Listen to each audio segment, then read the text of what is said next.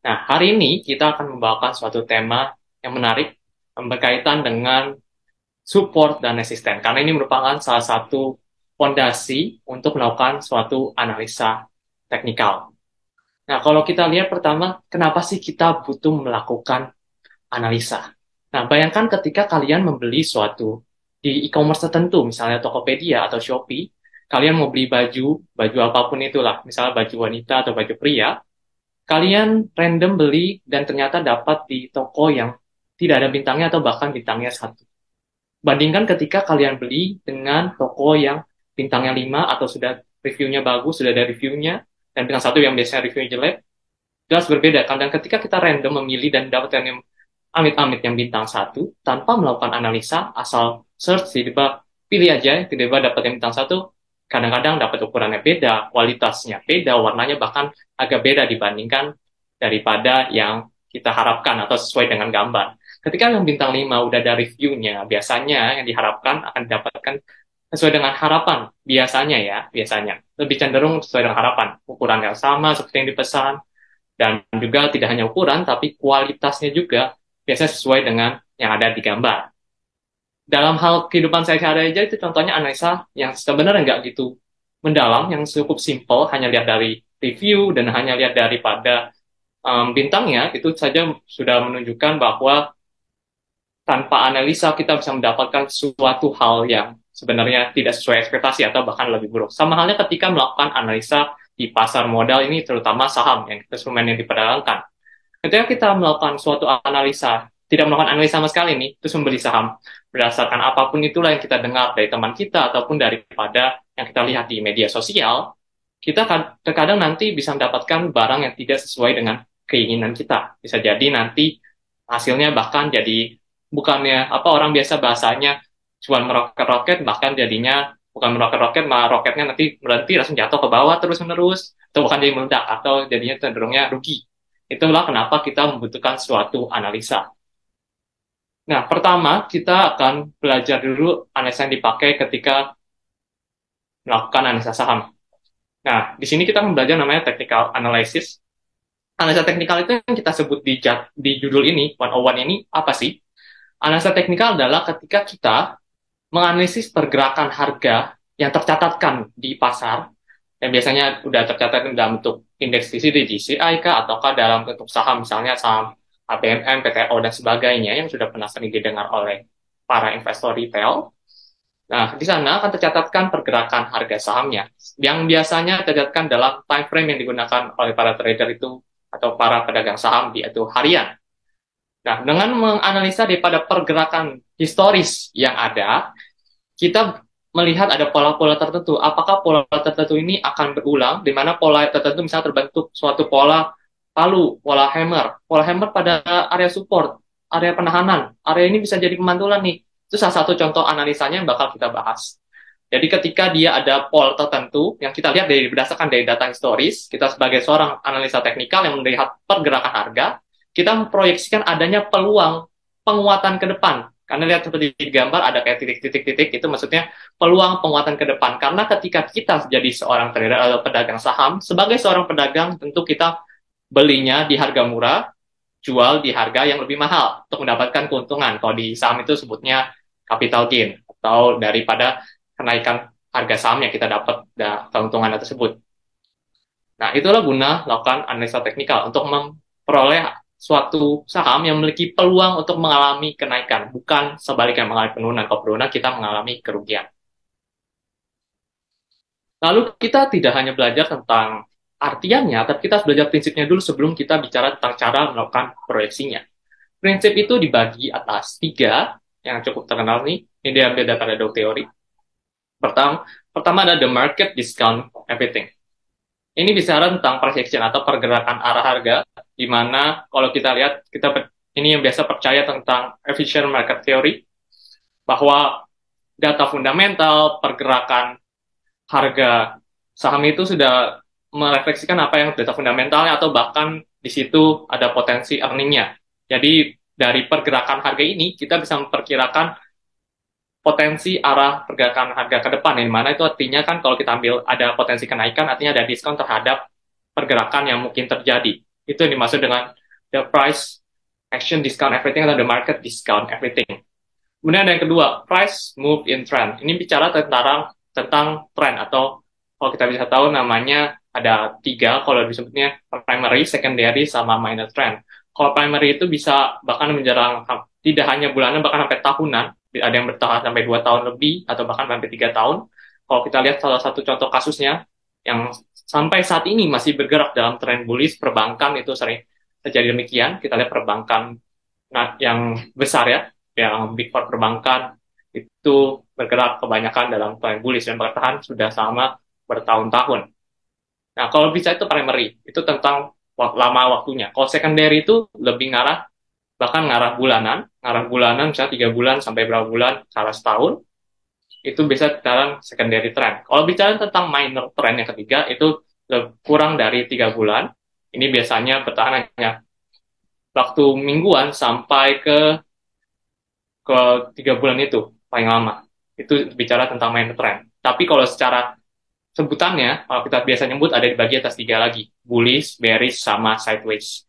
Bicara tentang bullish artinya tren mengalami kenaikan. Bayangkan ketika bukan seorang, lebih ke arah hewan banteng, ketika menyuduk dia ngarah ke atas, ketika ingatnya orang sebutnya bullish, yang ketika mengarah ke atas itu kita anggap sebagai trennya disebut bull atau trennya mengalami kenaikan. Jadi kita berekspektasi dia akan melanjutkan tren kenaikannya atau terus bergerak naik selama belum adanya perubahan arah tren. Kalau bicara tentang bearish, itu artinya kebalikannya, trennya ketika bear atau kita sebut beruang, menyerang, dia mengarah ke bawah, menyakar ke bawah. Artinya cenderung trennya mengalami penurunan. Tren mengalami penurunan ini yang dimaksud adalah bisa bertahan juga kayak tadi yang dibilang, kayak primary, bisa juga tahunan, atau bahkan bulanan, atau harian, itu tergantung daripada tren yang sedang berlangsung, sampai terjadinya perpindahan tren. Sideways itu bicara tentang tidak kemana-mana, jadi bergerak dalam pergerakan harga yang tertahan di area tertentu. Misalnya, dia bergerak udah lama-lama di 2000 sampai 2200, bergerak terus selama berbulan-bulan, itu bisa disebutnya sideways, di dalam range harga yang sama, nggak ada lebih naik dari 2200 atau lebih rendah dibandingkan daripada harga 2000. Itu sideways. Kemudian kita bicara tentang prinsip ketiga, yaitu price action is repetitive. Itu seperti tadi yang kita sampaikan di pertama terkait dengan technical analysis, kita melihat dari pergerakan historis. Jadi kita melihat pola-pola yang ada di pasar, pola-pola itu kita harapkan nantinya berulang, dan akan berulang di kemudian hari dan akan menghasilkan hasil yang sama. Tapi tidak untuk kemungkinan ada namanya hasil yang berbeda, tapi lebih mostly kita harapkan menghasilkan hasil yang sama secara probabilitasnya. Itu tentang 3 prinsip. Setelah kita belajar tentang 3 prinsip, kita kan tadi bilang bahwa catatnya dalam harian, sebenarnya ada banyak time frame, minutes, bahkan bisa menit, bahkan dalam hour, tapi umumnya analisa yang dilakukan oleh seorang pedagang saham, terutama yang menggunakan technical analysis, menggunakan time frame harian atau daily. Kita lihat alat untuk melihat pergerakan harganya, yaitu candlestick yang umum digunakan. Candlestick ini dibagi atas 4 bagian. Yang pertama ada open, close, yang kedua itu ada high, yang terakhir ada low. Bicara tentang open artinya harga ketika market itu buka, seperti pada definisinya. Open. Ketika market buka jam 9 pagi, ternyata tercatatkan dia harga pertamanya ada di Rp1.000.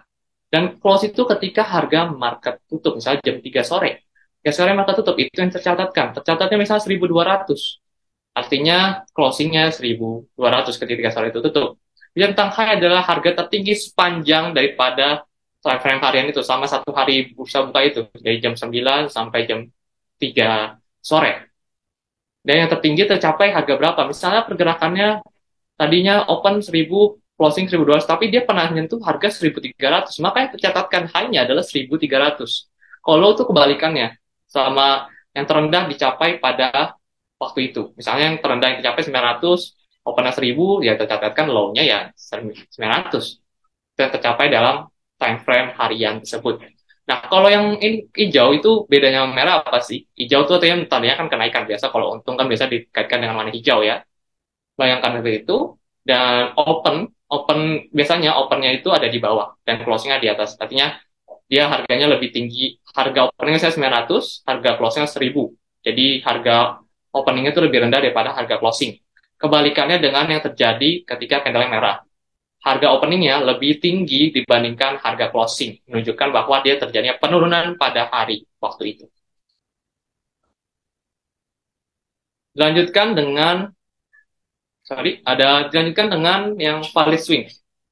Kalau bicara tentang value swing ini, kenapa kita bicarakan setelah bicara candlestick? Ini karena kita mau bicara tentang support resisten. Support resisten ini erat kaitannya dengan adanya swing high dan swing low. Pertama kita bahas dulu swing high, lalu swing low, lalu nanti kita akan lanjutkan dengan contohnya supaya lebih terbayang. Ini konsepnya terlebih dahulu. Kalau bicara tentang swing high, kita artinya ada ayunan ke atas yang terjadi, dan ketika terbentuknya kayak puncak gitu, 1, 2, 3, perhatikan di sebelah gambarnya, gambar sebelah kanan, ada tulisan swing high, di mana ada candle 1, 2, 3 ketika naik, ada candle 1, 2, 3 yang bentuknya seperti V terbalik. Itu di candle keduanya, di mana letak ujung daripada V terbalik itu, di bagian low-nya, terutama di bagian low-nya, tertembus, itu menunjukkan bahwa itu terbentuknya swing high. Swing high ini menunjukkan bahwa ketika terbentuk adanya peluang untuk mengalami pelemahan. Jadi kan kalau kita tahu kan price move-nya begini kan, zigzag, begini, begini, zigzag. Nah, itu ketika terbentuk V terbalik, dia ada peluang untuk mengalami penurunan dulu. Nah, ketika mengalami penurunan ke bawah, dia akan membentuk suatu swing yang dimana swing low, ayunan ke bawahnya. Swing low terbentuk V beneran, bukan V terbalik, tapi V yang sesungguhnya. Ketika terbentuk 1, 2, 3, perhatikan bedanya apa? Di candle kedua, high-nya tertembus. Ketika high-nya tertembus, menunjukkan adanya peluang untuk mengalami kenaikan lagi, seperti tadi zigzag, makanya kalau digambar, swing itu.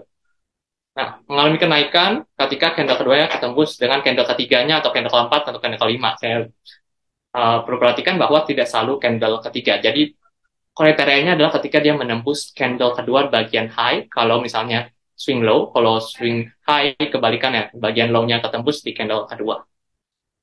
Kemudian kita akan lanjut ke contohnya supaya lebih bisa membayangkan apa yang dimaksud dengan swing high dengan swing low. Bicara tentang swing high swing low, kita akan belajar dari salah satu saham, ya berdasarkan historis saham ITMG. Nah, ini kalau dilihat daripada contoh yang terlihat di layar Bapak dan Ibu, bahwa di swing low-nya di bagian bawah itu ada 1, 2, 3 saya gambarkan.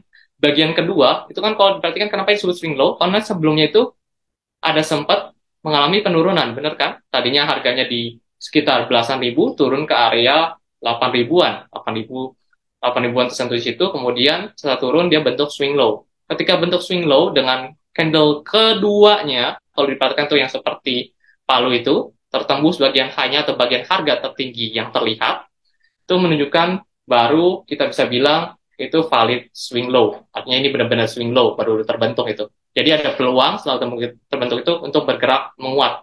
Dan ketika bergerak menguat, seperti yang tadi disampaikan, bergerak menguat, dia akan bentuk V terbalik. Karena nggak selalu bergerakannya lurus seperti yang kita harapkan lurus banget, selalu bisa ada istirahatnya. Jadi bentuknya kayak badan cangkul, kepala cangkul, badan cangkul, kepala cangkul, seperti itu. Nah, kalau misalnya swing high terbentuk 1, 2, 3, perhatikan yang warna merahnya di bagian kedua itu, kita akan ada contoh yang next-nya di swing high itu kan ya. Di merahnya, ketika dia merahnya tertembus, itu menunjukkan adanya di bagian low tertembus di candle kedua, menunjukkan bahwa itu udah valid swing high, menunjukkan adanya peluang untuk mengalami pelemahan. Makanya tidak mengalami pelemahan. Nah, dia pelemahan sampai membentuk swing low lagi. Swing low lagi yang tadi 1, 2, 3 lagi, kemudian nembus yang keduanya di bagian high, kemudian lanjut lagi menguat, begitu. Ini makanya ini badan cangkul tuh yang ini, kepala cangkul, badan cangkul, kepala cangkul, badan cangkul, kepala cangkul, begitu terus biasanya kalau trend bullish yang terbentuk. Jadi zigzag terus seperti itu, berdasarkan dilihat daripada swing high swing low. Nah, salah satu cara untuk melihat trend bullish itu bisa kayak gini. Dengan melihat terbentuknya swing low yang lebih tinggi lagi, kalau kita lihat pertama itu ada di area 6 ribuan, dan terus bergerak menguat di angka 10 ribuan, 15 ribu, akan sampai area sekitar 20 ribuan, swing low yang terbentuk, dan swing high-nya juga makin lama makin tinggi. Itu biasanya menunjukkan bahwa trennya cenderung bergerak dalam tren kenaikan atau tren bullish. Kemudian kita akan kasih contoh untuk yang salah satunya di tren yang contoh tren bearish. Kita kasih contoh tren bearish-nya berdasarkan dengan swing high swing low. Nah, swing high ini kan terbentuk ketika ada ayunan ke atas atau terjadi kenaikan harga. Kalau dilihat memang harganya tadinya ada di area 1.000 rupiah, sempat ke 1.000, terus kemudian naik ya ke area 1.200 200-an atau 1100 lebih di sekitar area sana. Sekitar area tersebut dia mengalami pembentukan swing high. Ketika terbentuknya swing high, ada potensi mengalami pelemahan.